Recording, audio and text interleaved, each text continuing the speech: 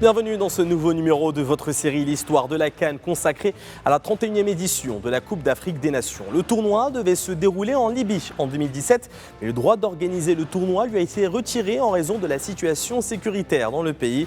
La CAF a alors décidé d'accorder l'honneur d'accueillir cette édition au Gabon entre le 14 janvier et le 5 février 2017.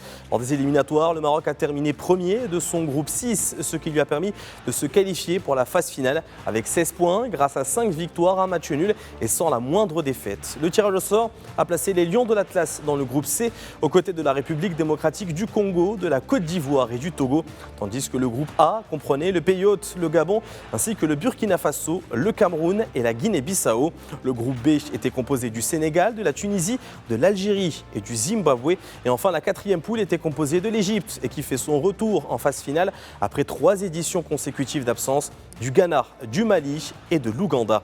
Le Burkina Faso a obtenu le premier billet pour la phase finale en terminant en tête du groupe A avec 5 points, devançant le Cameroun deuxième à la différence de but. Dans le groupe B, les Lions du Sénégal ont terminé en tête avec 7 points, tandis que la Tunisie s'est qualifiée en terminant deuxième avec 6 unités.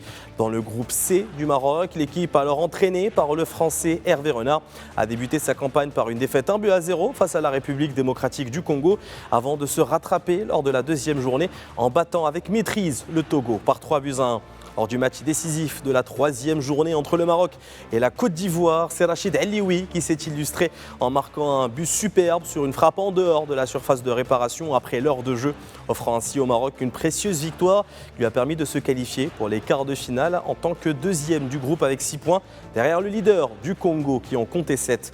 Dans le groupe D, l'Égypte s'est qualifiée en tête avec 7 points, là aussi, suivi du Ghana avec 6 points, tandis que le Mali a terminé 3e avec 2 petits points et l'Ouganda dernier avec une seule unité au compteur. Les quarts de finale ont été la dernière étape pour le Maroc après sa défaite face à son homologue de l'Égypte sur un but de Mahmoud Kahraba à la 87e minute. Dans les autres quarts de finale, le Burkina Faso a battu la Tunisie par 2-0.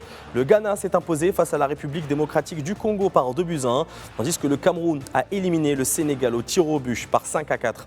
Le dernier carré a vu l'Égypte se qualifier au tir au but face au Burkina Faso sur un score de 4-3. Et dans le deuxième match, le Cameroun a facilement battu le Ghana par 2-0. Et alors qu'on se dirigeait vers un score vierge à la mi-temps du temps réglementaire, à la fin du temps réglementaire, la finale a vu Vincent Aboubakar l'Éternel surprendre tout le monde en marquant un but décisif à 2 minutes du coup de sifflet final, permettant ainsi au Cameroun de remporter son 5e titre continental. Direction désormais l'Égypte pour l'édition 2019. Nous en découvrirons les détails dans le prochain numéro de votre série L'Histoire de la CAN.